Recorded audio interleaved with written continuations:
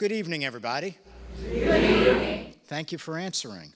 My name is Stuart Schlossman. For those that don't know, some people only know me as Stu's Views and MS News. Imagine that. They don't know that I'm president and founder of MS Views and News, this organization, and how this came about many years ago after I was diagnosed, and there just wasn't enough information to be had from the healthcare community, and I had to go out and do what I have to do these days, and that is search the information on the internet. And then when I was searching the information for myself, I started providing it to others. And as I began with just a small support group of less than 20 people, the information is now reaching people in greater than 90 countries, and over 35,000 people now receive this from us every month. Thank you. So, that's how this all began. MS Views and News, though, these days is known for what we do. We're providing education, information, and resources. And talking about the resources, recently we added an employee, our first one, to our organization, first full-timer, and she is a social worker. And for those that get email from me, saw that we sent out an e-blast recently that said that we're giving out this free community service for our MS Social Work Navigator. All right? And that's not just for the MS patient, but this is also for the caregivers. Again, it is a free community service. There is a toll-free number that is found on our website and that you've received now by email, and you will also always see in the newsletter that you get every other week.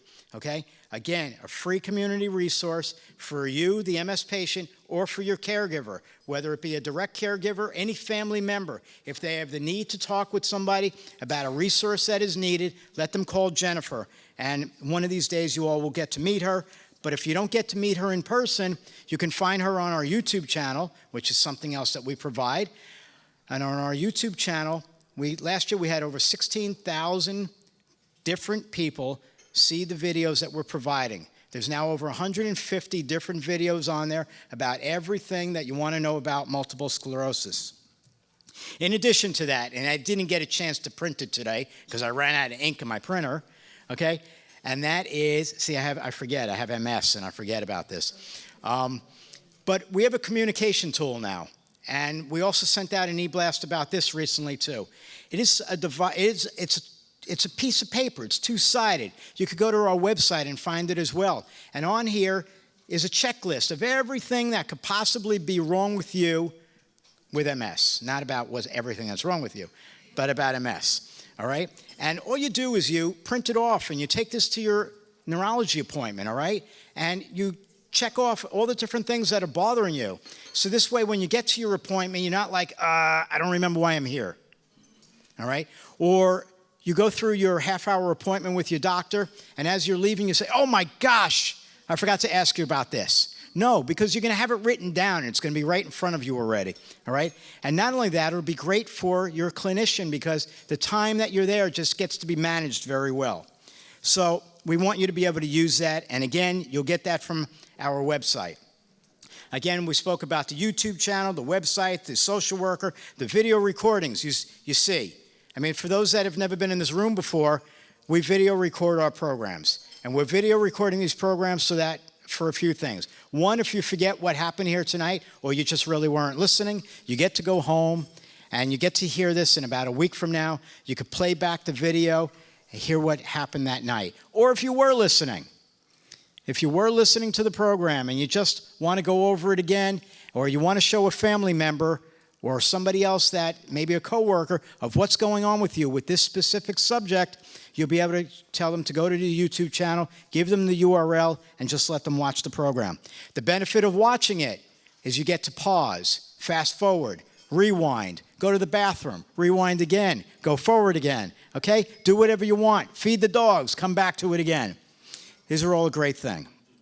All right, enough of all of that, all right?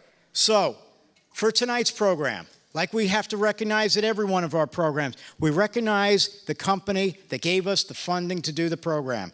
These companies actually want people to learn. They want the MS patients to learn from, like, our programs, the comprehensive programs, an A to Z about most of the MS medications that are out there. All right, and we're going to talk about the current MS treatments that are out here. And for tonight's program, we want to thank, and I would like you all to thank them as well, and that is Teva Neuroscience. Okay, so I hope that everybody can say thank you. Right, that's what we need to hear. All that screaming, all that chanting, it's a good thing. All right, tonight's format, like I started to speak about before, we're going to have Dr. Gold speak first. Okay, and Dr. Gold, yeah, go ahead, clap for him too. Boy, we don't even have to include a clap on that one. Now it's done realistically. All right, so Dr. Gold's going to speak with you about the current treatment options that are out here. He'll also throw in a little bit about gait issues. For anybody that doesn't know about gait, it's not the gate that you close on your fence, and it's not about what's at the horse track, but it's about the way some of you are walking. So he's going to speak about this too, a little bit about MS relapse, maybe something about nutrition, and some of the primary symptoms. Yeah? All that in 30 minutes? Nah. Okay. He'll talk a little bit longer. After Dr. Gold speaks, we're going to do a Q&A for 30 minutes, okay? In your car, somewhere on your table or in the packets that you have somewhere, you're going to find maybe something to write on. So if you have any questions while he's talking, please wait for him to finish, and then we're going to go around. I'm going to run around the room. Maybe Michelle from outside will run around with microphones. Please know this, everybody. These cameras are not going to you, all right? We are not going to be turning the cameras around. They will not see you. If you do not want your voice recognized, you're in a great area of Central Florida, and you could act like Mickey Mouse or something else, okay? Just change your voice if you don't want anybody to recognize your voice. All right, after Dr. Gold speaks, again, I said Dr. Justin Konitzer is here, and he'll be speaking about all to do with the impact of MS on the family. After he speaks, we'll do another round of Q&A, all right? And after they're both done, then we get to go after our raffle item, okay? That makes you stay here for the night, and you get to listen to everybody. So without any further ado, let's get this program started, if we haven't already. And we're going to ask Dr. Gold to come on down, because he's waiting in the back. Thank you. She can't scream, and there she is screaming. Thank you. Thanks. Well, thank you, Stuart, for asking me to speak, and thank you all for coming on out tonight. As you know, most of my lectures are pretty low-key, and we try to keep things open. I don't have a special agenda. In fact, I never know what I'm going to say until I actually start. So you can ask questions as we go along, but try to save it for the Q&A at the end. I want this to be for you. This is not for me to present a certain amount of information or a certain number of slides. We're going to be trying to keep it educational and well and balanced. I don't have as many of the FDA restrictions that I do with some of the other pharmaceutical companies, so I can talk freely to a point.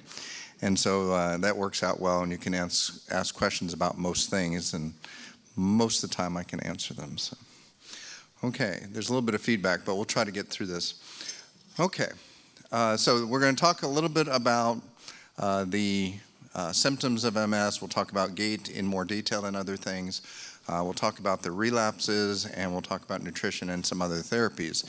We may not have time to get through every last detail, so try to let me know what you want to hear about the most, and we'll concentrate on those things and as we go along.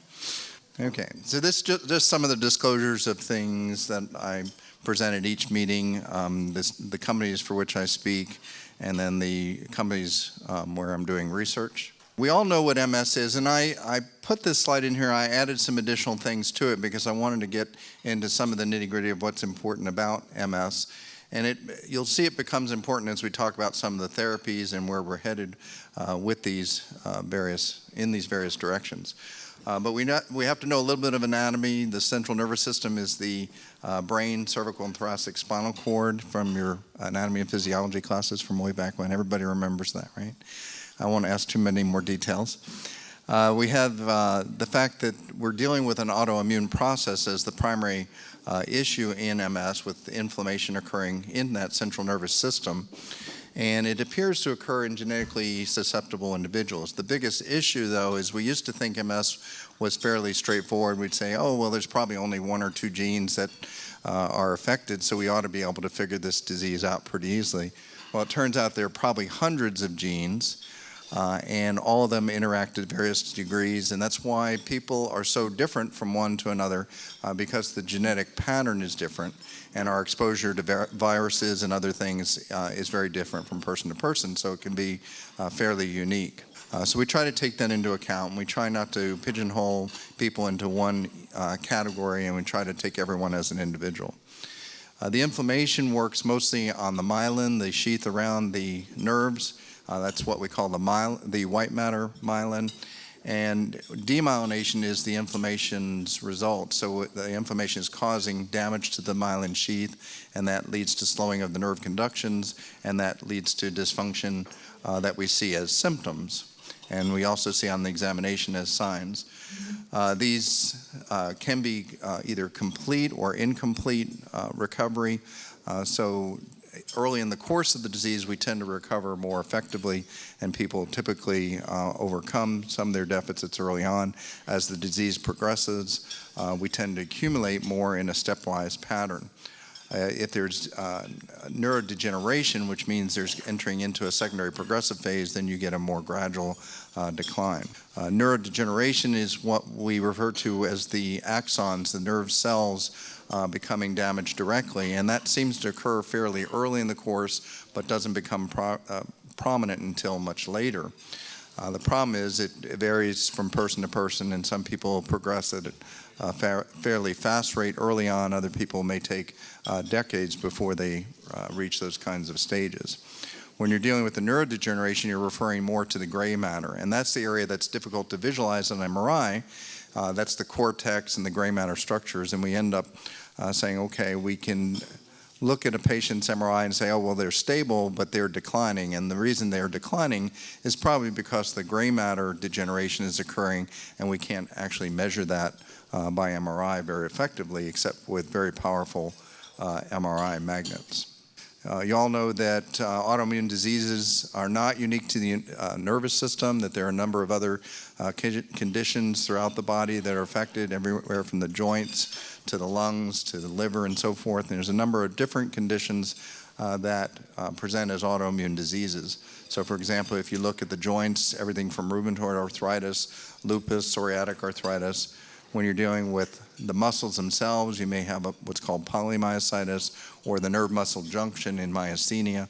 And so the immune system plays an important role in a number of different systems, and we're trying to figure out why the immune system is not behaving like it's supposed to. Why is it just, it should be doing what it's supposed to do, which is just to attack viruses and bacteria and cancer cells, but in fact, somehow it gets confused and starts to become overactive in certain areas of the body and attacks that particular function.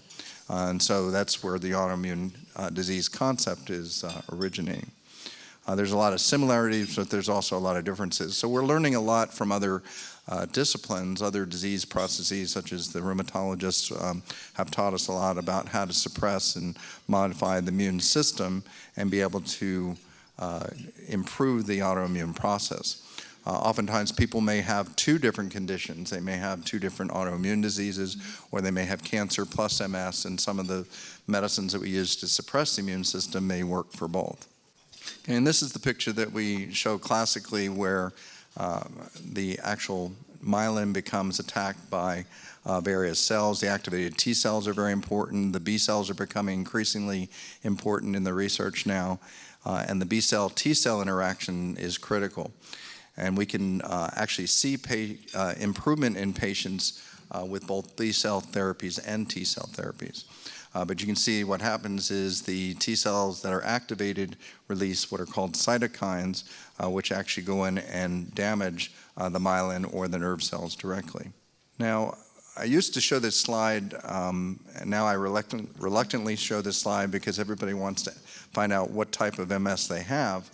I don't really identify specific subtypes for people because I think this is more of a research tool and it's not very helpful in clinical practice. And even though we divide it up into the relapsing or remitting, relapsing progressive, secondary progressive, and primary progressive, I think those things are fairly artificial and not very helpful when you're trying to identify which patients are candidates for treatment. What I've done is, and what a number of people are now doing, is looking at these individual subtypes, but really looking at whether there's activity or not. So activity means either they're having symptoms of a relapse, or there's a sudden change in the examination, or an MRI lesion appears that wasn't there before, and we identify this as new activity. And so you can have people with the relapsing remitting type, without or with activity. You can have people who are primary progressive with or without activity, and you can have the secondary progressive with or without activity. And we used to think that primary progressive and secondary progressive patients didn't respond, except that if you subcategorize and look at those patients who are having activity, those are the patients that do respond. So we want to identify those patients that have activity, and that has tremendous implications with regard to treatment. We can talk a little bit about gait and balance, okay? Again, we'll get into that anatomy and physiology lesson, but I won't go into too much detail on that. But the interesting thing about gait is really it's much more complex than you might think. Everybody thinks of it as just one process, but in fact it's a complex interplay and coordination of various neurologic systems, and it helps us to be able to walk or maintain balance or stance. Some of this is conscious, some of it's reflex or automatic. You have to involve a number of different systems. The cortex, the cerebral cortex, or the cortical input is important for your concentration and attention, planning and judgment.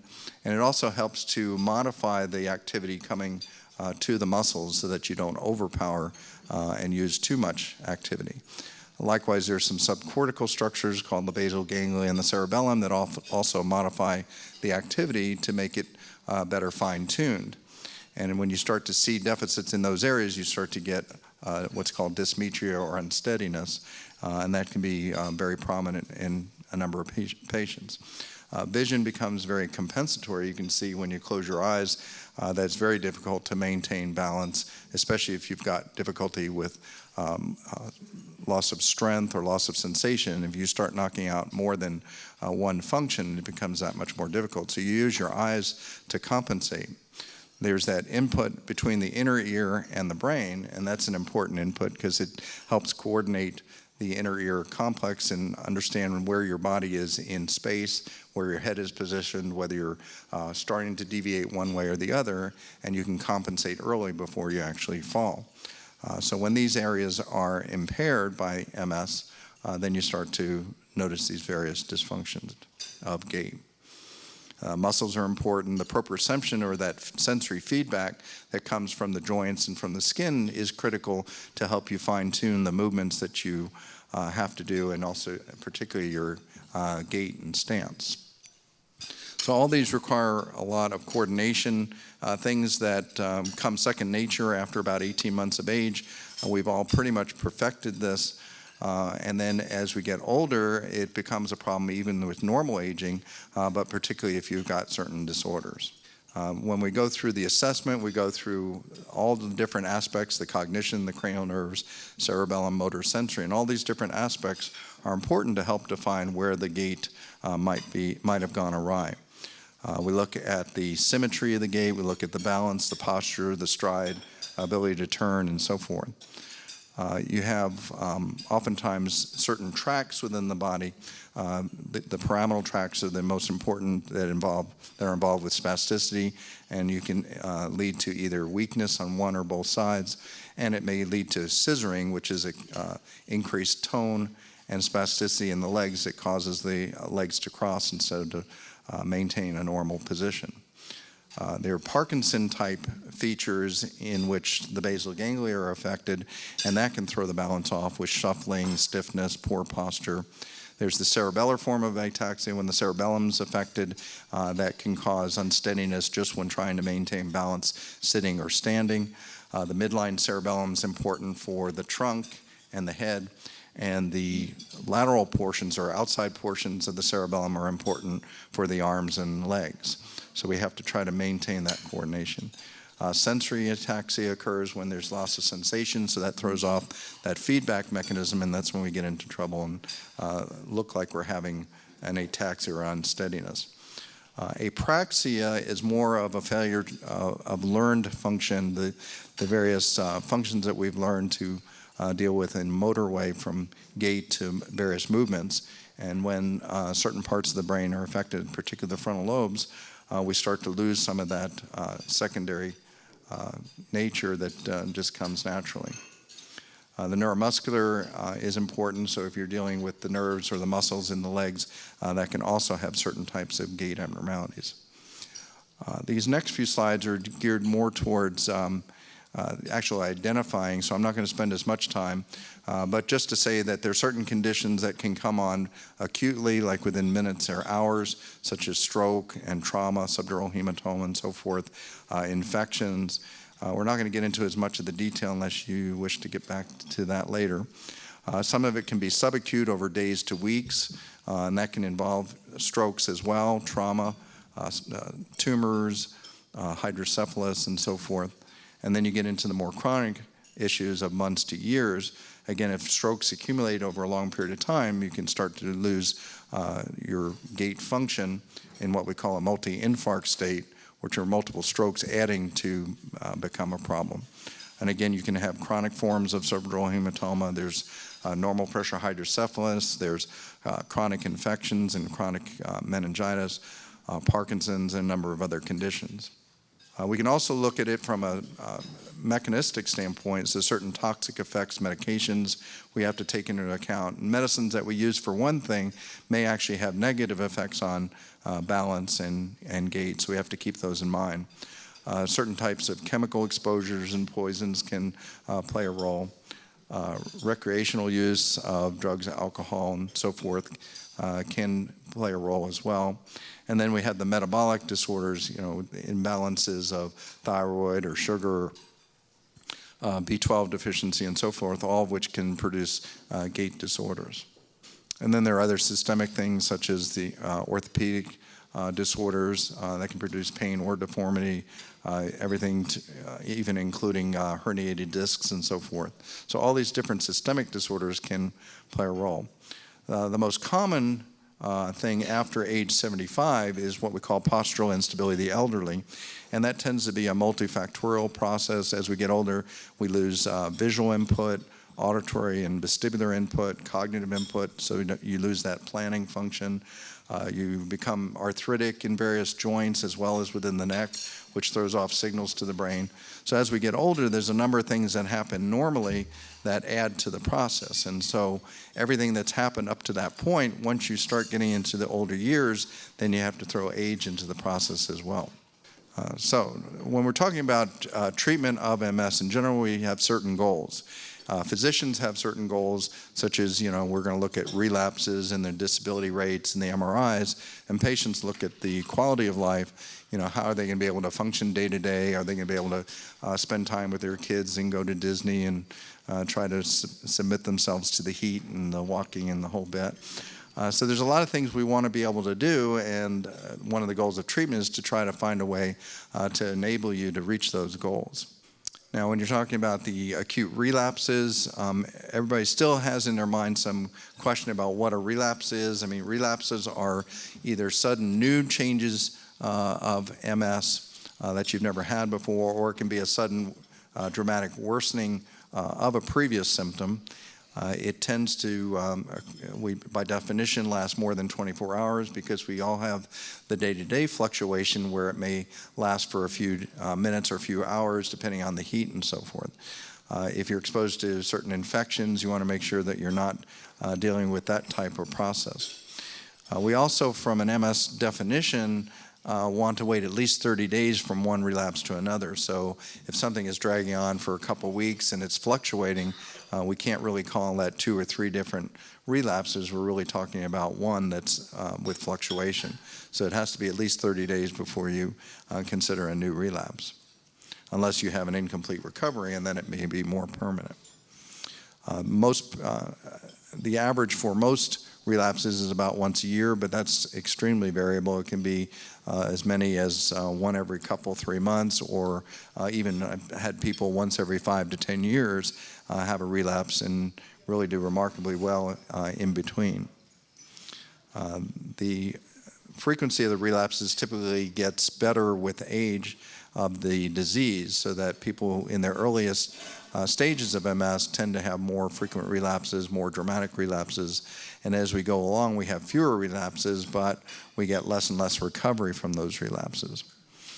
So you have to look at the treatment and decide, is it really making a difference? If someone has a relapse, let's say, once every 3 months, it's easy to tell that, now with treatment, they've only had a relapse once every couple of years, so you know that the treatment's effective. If someone comes in with a relapse once every 2 or 3 years, and they're having ongoing relapses once every 2 or 3 years, you don't really know that it's very effective unless there's a dramatic change in the severity of the relapses. So we have to take a lot of things into account. The non-medical management, it can be something fairly simple, such as just rest, particularly in a cool room, jumping into a cold shower, or going into the pool, using cooling strips and so forth to try to reverse things rapidly. And most of the time, that's enough to take care of the problem. You also can treat the individual symptoms, whether it's the fatigue or the muscle spasticity or weakness and so forth. So you can treat the individual attack symptoms if they're prominent or persistent. When we talk about the medical management, we're talking about medicines that are used to try to reduce the intensity or severity and the duration of the individual attack. If someone's having a very minor attack that's only involving one small portion of their limb and it goes away within 24 or 48 hours, it's not necessary to try to treat those, because by the time you get the medicine into the system, the symptoms are already gone. So if you have someone who's progressing, let's say over a couple of days, and it moves from the foot to the leg to the trunk, you have an opportunity to intervene before it becomes more permanent. You can try to reverse the effects more quickly. So we use intravenous, intramuscular, or subcutaneous steroid therapies. We can use oral therapy for steroids. Not everyone can tolerate steroids, not everyone responds to the steroids, and so we have alternatives, and those alternatives are things like Acthar gel, which can be given by injection, either subcutaneous or intramuscular. So that's a very effective alternative. When both of those fail, we go on to other more aggressive therapies. We may consider IVIG, we may do cyclophosphamide and some of the other more aggressive therapies. Plasmapheresis has been used as well. It's usually for people who don't respond to the other kinds of therapies that needs to be done in either in the hospital or in a center where they are used to providing that service. Treatment for the long term can involve some simple things that I think are important. We're going to talk about diet and exercise. All this is a new concept of trying to preserve brain function and brain reserve. And the idea is to try to limit the effects of normal aging as well as day-to-day life if you're using the wrong kinds of things. So we know that if you, for example, look at the Alzheimer's population, if those patients don't exercise, don't eat right, those patients tend to deteriorate at a more rapid rate. And the same thing in MS, when you're trying to prevent the neurodegeneration, there is some evidence that eating the proper diets and doing the proper exercises may very well preserve things long term. I look at things as an anti-inflammatory diet, so there are a number of diets recently that have looked at avoiding processed food, trying to switch from carbohydrates, the bad carbohydrates such as starches, white rice, potatoes, pasta, bread, all the things we're eating tonight, desserts, except for dark chocolate, which turns out to be very effective. But those things are ways that a number of the new diets are looking at to limit the inflammation in the body. Vegetables, particularly with color, fresh fruits, nuts, olive oil, fish are all very important as part of these anti-inflammatory diets. The Mediterranean diet has been around for a long time. If you look at the Mediterranean Zone diet by Barry Sears, he talks about the Mediterranean diet, and he says that there are 19 Mediterranean countries, and they all have little variations in terms of their diet. They're not all the same, but the things that are in common are things like vegetables, fruits, nuts, olive oil, fish are all very common to those diets. So that seems to be the key to reducing inflammation. And there may very well be people who can respond to just the diets. If you look at Terry Walls, Dr. Terry Walls is a family practitioner, I believe, who had developed MS, tried a number of therapies and was failing, and developed this diet on her own. It's a variation of the hunter-gatherer diet. It's a tough diet to stick to, but it's often very effective if you can. So there's a number of things to glean from each of the different diets in terms of the inflammation. We're not going to get into too much about vitamin D3. I've preached about vitamin D for a long time, either in lectures or with my patients, so everybody knows that if they come in for their visit, they're pretty much expecting to get their vitamin D level checked either that day or very soon. What we try to do is to replenish vitamin D and try to keep the levels up to higher levels. Normal levels are 30 to 100, and we try to shoot for the upper levels. We know that studies have shown, there's a large VA study that looked at MS patients, and those patients with the higher levels tended to have less disability. A number of studies have shown that you can lower the exacerbation or flare-up of MS. And there was even a study that looked at beta seron combined with vitamin D and showed that you could prevent the disease from progressing from an isolated syndrome into clinically definite MS, or at least delay the time when people would develop that. So we're seeing a number of bits of evidence that show that it's very effective, and it's also a very easy thing to treat. People worry about, sometimes physicians will try to tell the patients not to let the levels go up above 30 or 40 or 50 because it could have awful side effects. Well, the actual number of side effects are very few and far between. Occasionally people may have some GI effects, occasionally some hypercalcemia, but that's very few and far between. I think over the years, the last several years that we've been doing this, we see very few in the way of difficulties. Then if you look at the exercise, that's critical. We talk about stretching. Aerobic exercise is critical. Weight training is important as well, particularly to control weight. Cognitive exercise is important as well, and you don't want to just stick to one cognitive exercise. You want to do a variety of things. You want to interact with people from a social standpoint. All these things seem to help to maintain cognitive function. And we want to limit the effects of aging if we can, which combined with the MS changes can be pretty rough. We want to get proper sleep, both the quality and quantity of sleep. Oftentimes people say, oh yeah, I'm sleeping, 12 hours through the night. Well, then if you start to investigate a little bit, well, they're waking up 3 and 4 times to go to the bathroom, another couple times because their legs are jerking or they're having spasms. And pretty much if you were to do a sleep study, realize the actual quality of sleep is very poor, that they're only sleeping short periods of time. Oftentimes people don't realize, if you take patients and do the sleep studies, you are surprised to see how little sleep people are getting for various reasons. And we can find other conditions that are easy to treat. The periodic limb movements of sleep are important to recognize, sleep apnea, and a number of things that can be treated with various medications and other approaches. Planning rest throughout the day is important, so energy conservation helps us to get through the day and try to limit the amount of fatigue. And then people can get into relaxation exercises, biofeedback, meditation, tai chi, and yoga. So all these things are very important and can help not only with the stress component, but also with flexibility and with concentrating and resting your mind.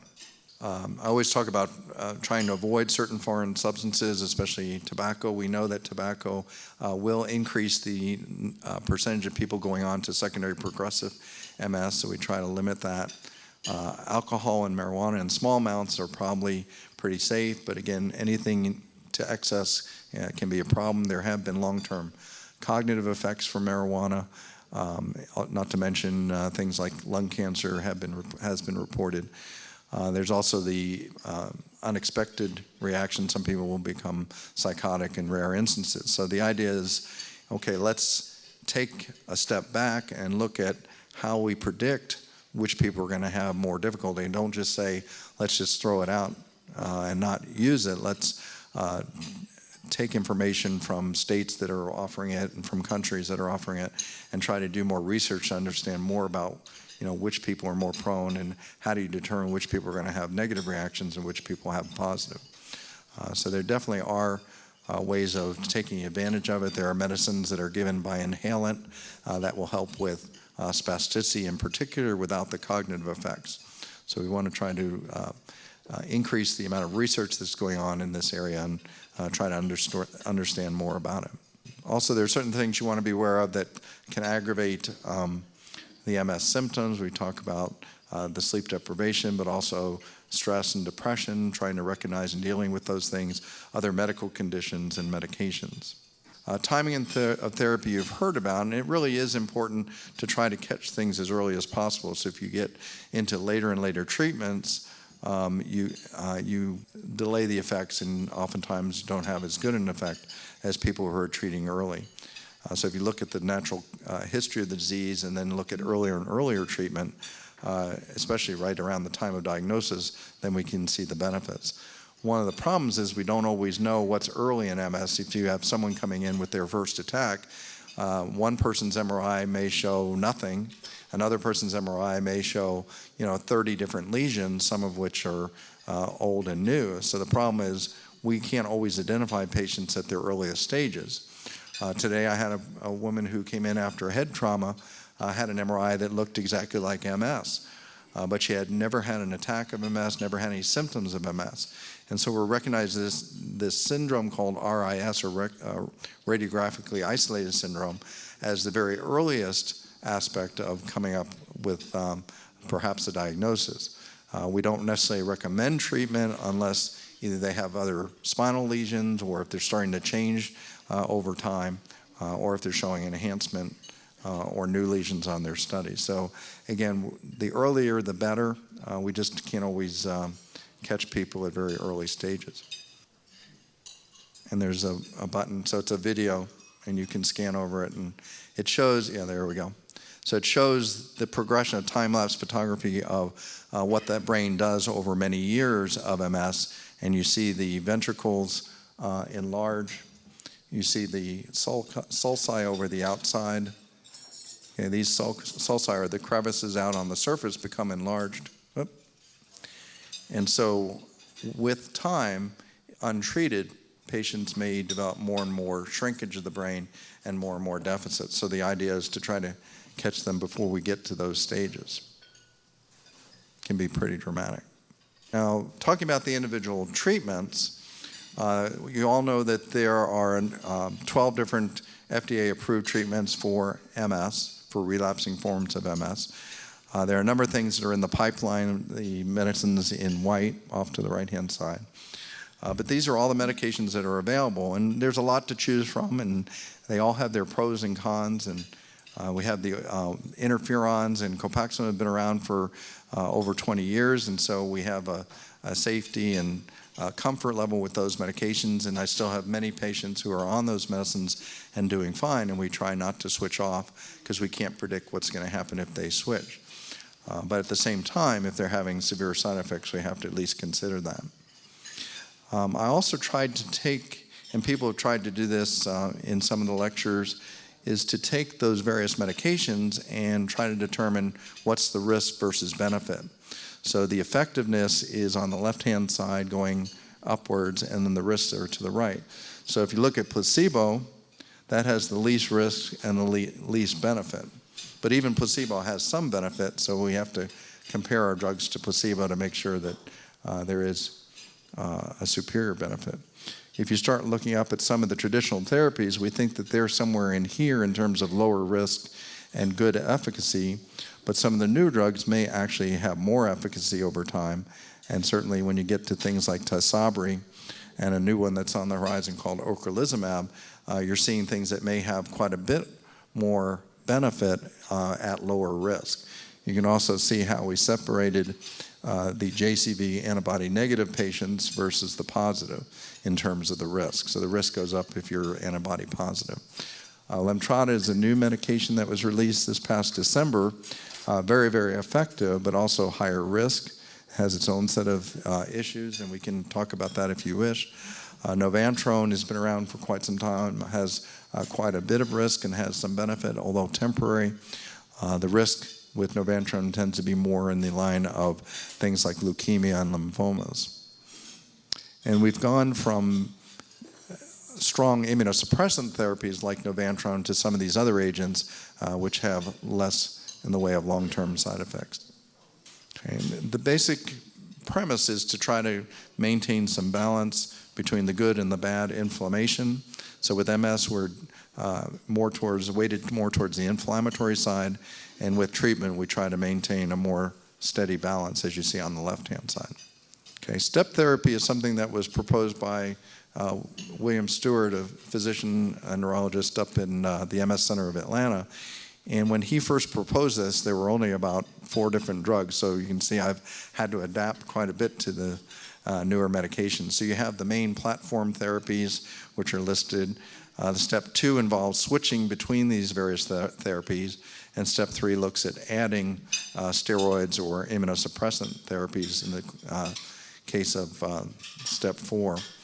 So the problem is that as we've learned more about risk, we found that if you combine too many medications, then you can get into more and more risk and side effects. So this just gives us kind of a general guideline of how to approach it. In Europe and in the United States, we've got another 5 minutes, you think? Another 5 minutes or so? Okay, good. In the United States, in Europe in particular, they will only allow the original drugs, the interferons and glutarin or Copaxone, and the newer drugs, the oral drugs and Tysabri and so forth, are considered second tier. In the United States, some insurance companies would prefer that we do it that way, and we have to sometimes tell them what we think is best for the patients, what the patients feel is best for them, and then try to fight that battle. And these are just some of the major disease-modifying therapies in a list here. The interferons as a class tend to be very similar. Can be given either intramuscular or subcutaneous. The glutarin or Copaxone started out as a daily injection, now is 3 times a week, and recently came out with a proposed generic, although I've been told that the difference in cost is not drastically different between the two, which kind of defeats the purpose, I thought. The reactions that you get with these are fairly well known. We know the long-term safety is there. We have some nuisance side effects such as flu-like symptoms, injection site reactions, but at least we know that the long-term safety is something we can rely upon. The monoclonal antibodies such as Tysabri, Lemtrada, and some of the new ones coming out such as ocrelizumab have a very targeted effect, and they're very effective, but they also have their own set of issues. And we can get into those later in the Q&A. The oral therapies now are, in the case of particularly Aubagio now is over 12 years of experience in Canada and the United States, Canada and Europe, whereas in the United States we have more limited experience under 5 or 6 years. But the studies are done for 4 years, and then we have the experience of using it out in practice. So in the other countries, they've had it for a longer period of time. But they all have their own sets of good and bad effects. We have things that we have to do to monitor them, such as checking for TB and things like shingles and so forth. So we check those things ahead of time and try to minimize the side effects as best we can. Okay, I'm going to skip through a lot of this stuff just because some of this is still experimental and hasn't progressed very far since the last lecture in terms of some of the newer therapies and stem cells and so forth. And some of these are ongoing now in research trials, so we should be hearing more and more of these things. At the ECTRIMS meeting in Barcelona in October, they're going to be presenting quite a bit of information on secondary progressive and neurodegeneration and how we can combat that. So we've got lots to talk about later in the year. Monitoring patients is important to determine if the disease is working. So you have to know whether people are getting the proper response. We want to know whether they're tolerating the medicines. We want to find ways to measure certain ways to see if they are getting a good response. So, for example, we're doing a careful history. We're doing the examinations. You can do various kinds of tests like the EDSS and the MSFC, all ways of trying to look at different neurologic functions and quantify it and look at it over time and see if people are responding or not. MRIs have become pretty much the mainstay, but as we talked about before, it doesn't show the gray matter activity very much, and so that's where we have to rely on other aspects, other tests. Adherence is critical. You have to take the drug for it to be effective. It doesn't work by osmosis. It turns out that only about 50% are adherent with the drug, meaning only 50% are taking the drug as directed. Of course, I know in our group right here, most of the patients I know are much less than that. So the adherence is much better with my group, I know for sure. Assuming everybody's telling me the truth. Now, if people stop their medications, they often come in with more relapses. They have increased disability. They can progress into secondary progressive. Their general health tends to be worse, and their emotional state tends to be worse. So there are important aspects. So the goals need to be to educate yourself about all these various treatments, and we can go into those later if you like. The intensity of treatment really is important. So if someone has very aggressive disease, we want to look at very aggressive treatments. And alternatively, if people have fairly mild disease, we don't necessarily have to go with the strongest medications available. We want to be realistic. We don't expect that these are cures, but if we can treat people early and treat the symptoms, then they can maintain a normal or relatively normal lifestyle and be able to overcome quite a bit. We definitely want to try to treat as early as possible and stay positive about the therapy and stay committed. And as we said, the adherence is important. You want to communicate with your physician and your family and let us know when things are not going according to our plan. You want to have a strong team around you. You want to keep things realistic. So if the medication's working, great. If there's some nuisance side effects we can work with. If they're absolutely terrible side effects, or if they're breaking through with worsening disease, then we need to look at some other alternatives. So we have enough different therapies now that we can choose and jump from one to another if we have to. On the other hand, I have people who have taken the drugs for 10 and 15 years. They're getting tired of the injections, but on the other hand, they've done very well and the disease is very well controlled, so we have to keep that in mind. Be sure you determine what's important. You want to keep active with your family and friends, be active in the community and places of worship, improve your lifestyle through exercise, and talked about the other things as well, diet and various exercises. We want to look at the big picture and try not to get too bogged down with the small stuff. Focus on the things you can and like to do, not what you can't do. And don't dwell on the things you can't change. Focus on things that are truly important. And this is where I always do the gratuitous picture to talk about what's important in my life. And it's a fun day at the beach. So, as Dr. Shapiro, who started the original MS clinic in the country up in Minneapolis, said MS is a marathon, not a sprint, and it's not how you start but how you finish.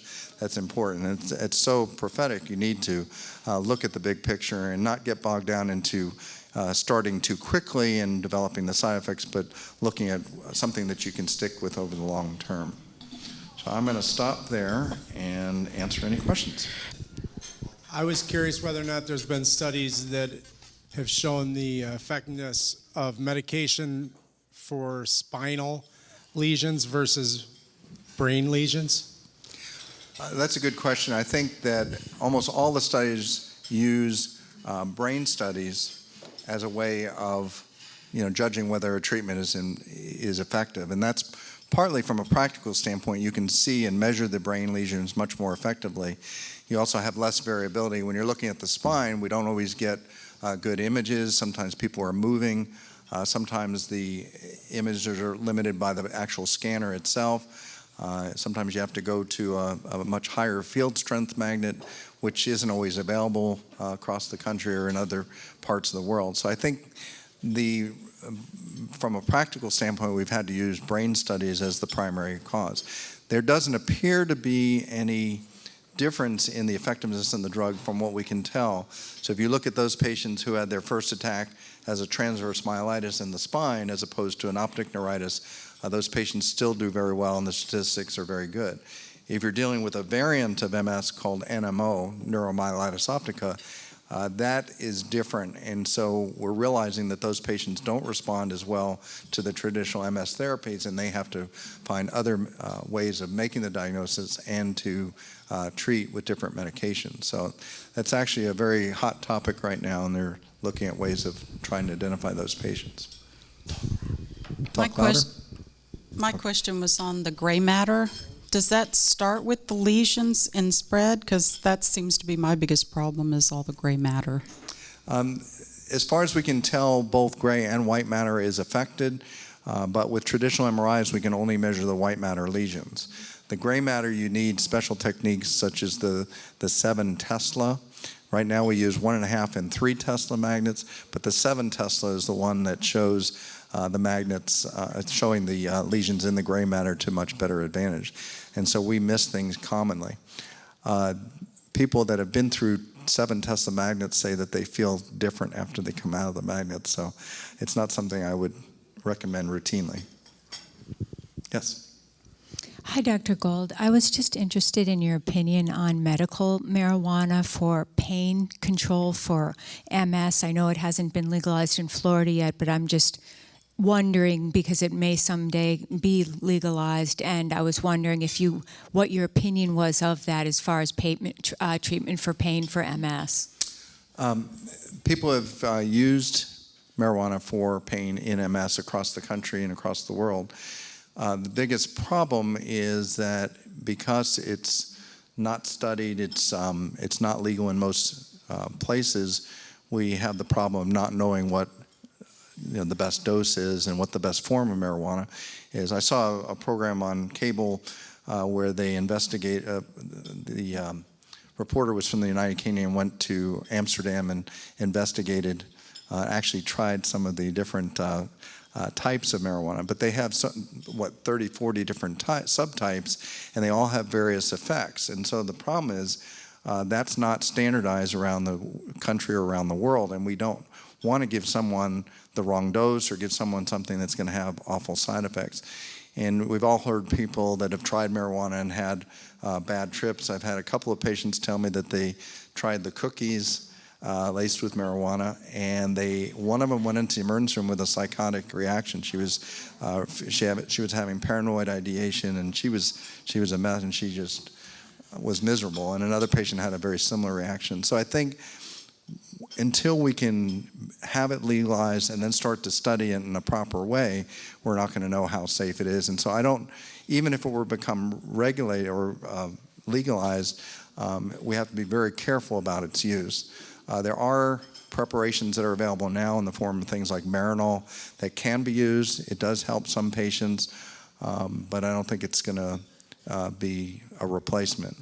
Eventually, we'll have enough in the way of studies that we can use it. I think it's very promising that other countries have done the studies and have a formulation, an inhaler formulation, that is very effective and very safe and doesn't have a lot of the negative effects that marijuana in its pure form has. So I think if we keep our eyes and ears open to those kinds of things and respect it like a medication, then we, I think, can avoid some of those negative effects.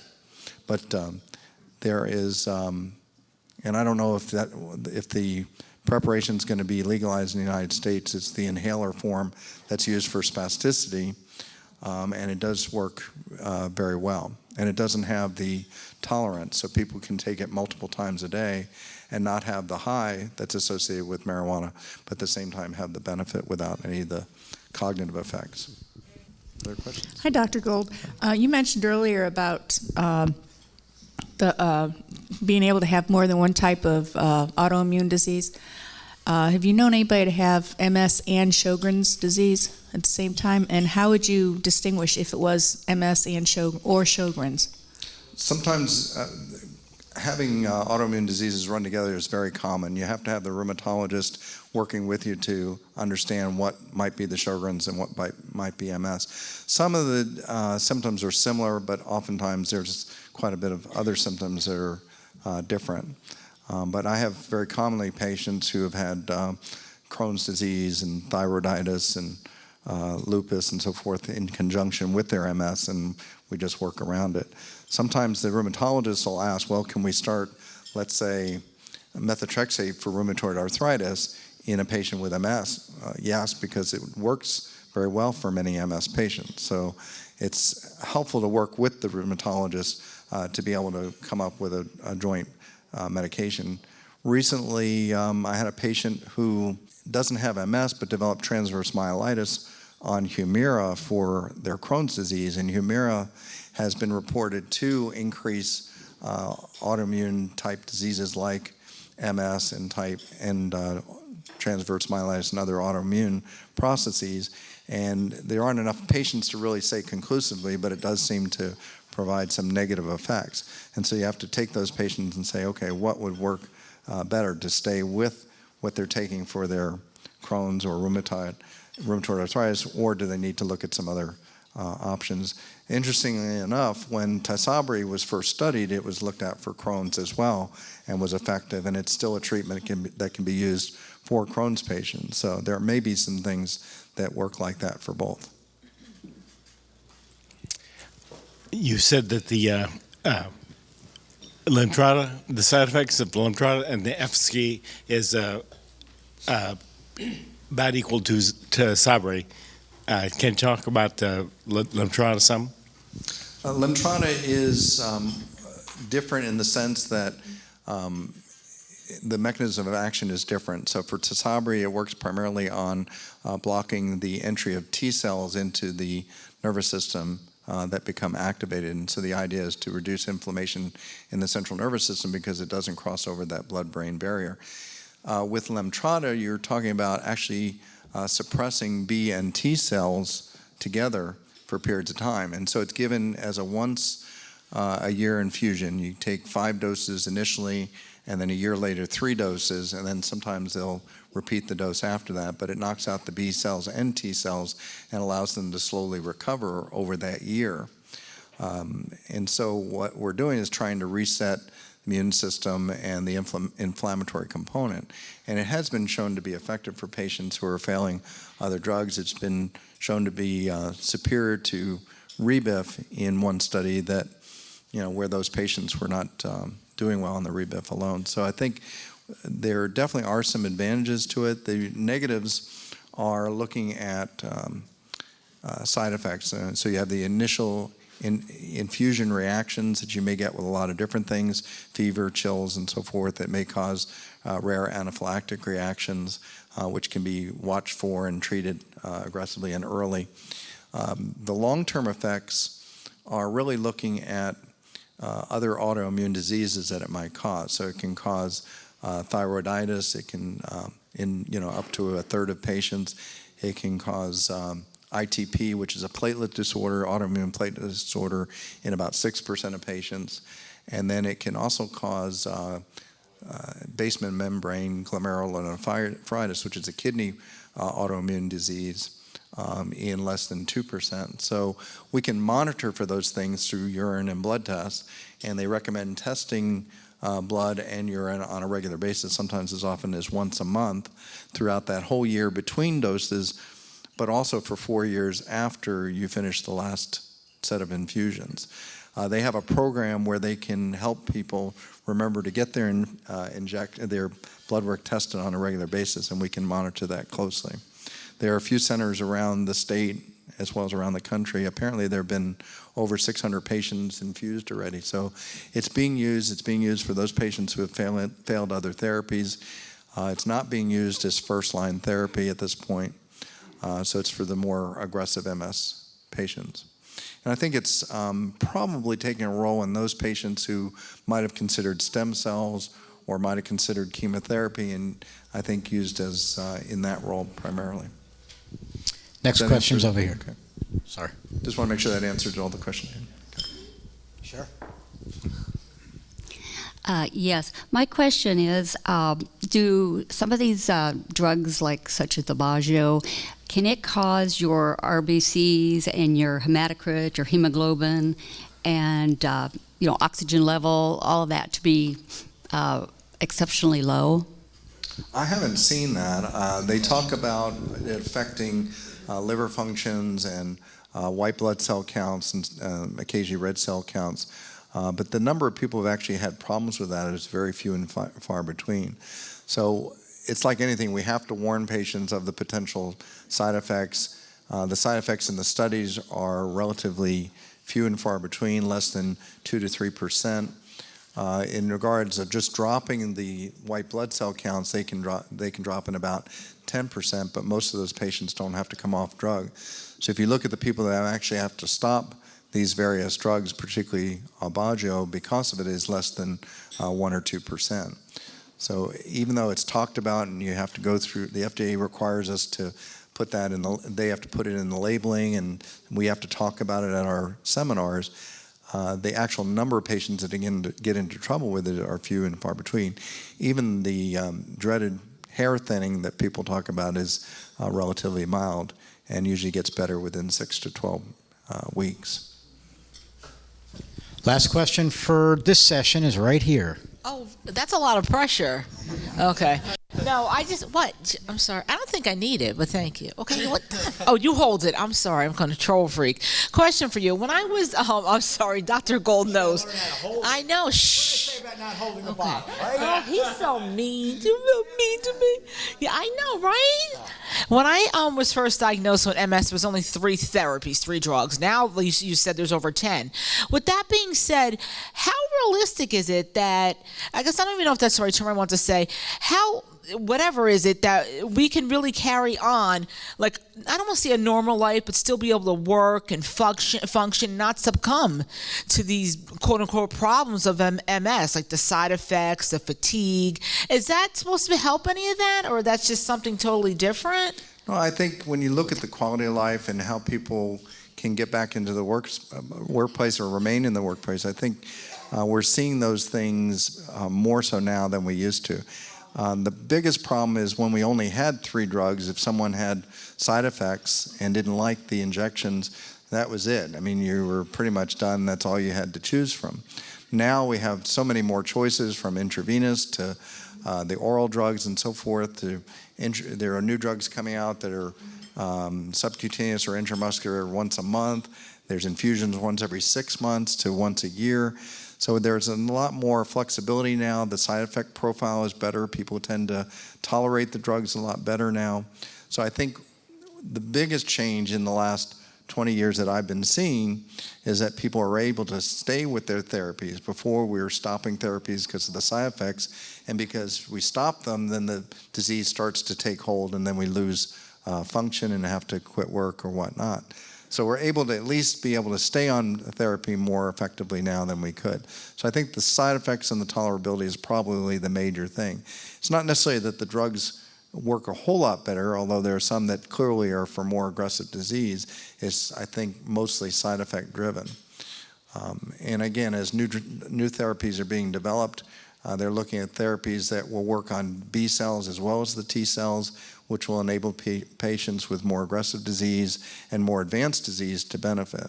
And then we're also talking about some of the therapies that will look at remyelination and try to repair some of the myelin that's been lost, and hopefully we'll be able to preserve some of the function long term.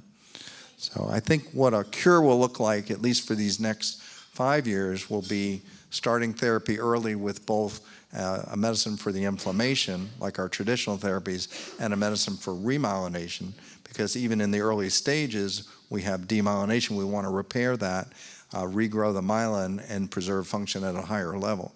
So you're going to see people function at a much higher level earlier and for longer periods of time. Maybe down the road, we'll find ways at reversing neurodegeneration, in other words, actually regrowing the nerve cells and be able to get that function back that we've lost. Thank you very much. Thank you. So now we're going to say thank you.